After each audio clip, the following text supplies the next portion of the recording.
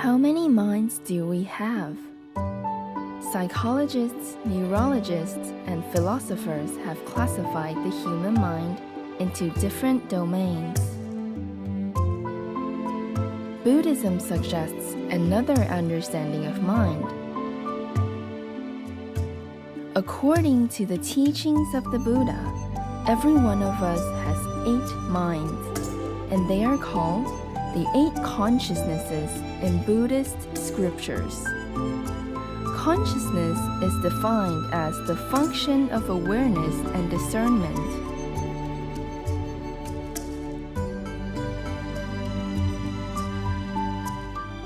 The eye consciousness differentiates colors and visual objects.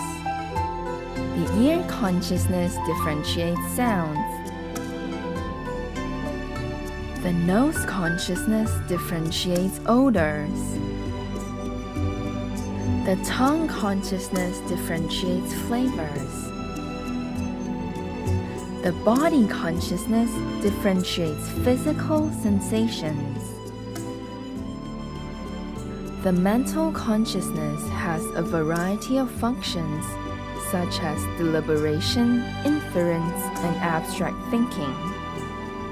It also receives and analyzes all the information collected by the 5 sense consciousnesses. Most of us have not heard of the 7th consciousness. In Buddhism, it's called the Manas consciousness. The Manas consciousness makes decisions and gives orders. In everyday life, it is this mind that decides one should walk, eat, etc. But since the way it works is rather subtle, we usually are unaware of its presence. The consciousness is known in Buddhism as the alaya consciousness, the foundational consciousness, or the Buddha essence. It is like a powerful video recorder that records everything we do, yet we are totally oblivious to its existence. In summary, the first 6 consciousnesses perceives and distinguish what is going on around us. The 7th consciousness decides and gives orders regarding everything at all times. The 8th consciousness impartially records and stores an individual's every single action.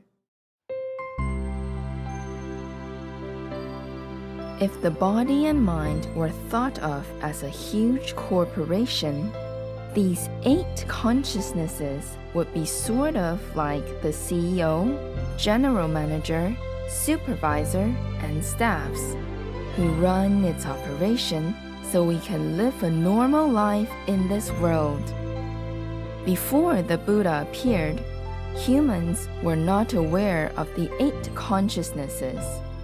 The general public and most religions believe that our thinking mind, the mental consciousness, is our soul and it can continue on after we die. But the Buddha made it clear in his teachings that the mental consciousness is not eternal. It disappears when we fall asleep and cannot move on to future lives. The Buddha essence is the only one that can exist forever. It will impartially and accurately manifest the form of existence. We should take in the next life according to our karmic records, such as being reborn to either good or bad destinies. In fact, every sentient being has its own Buddha essence that creates the body and mind. As for the physical world, such as the mountains, oceans, and even the entire universe, it is created collectively by the Buddha essence of karmically related sentient beings.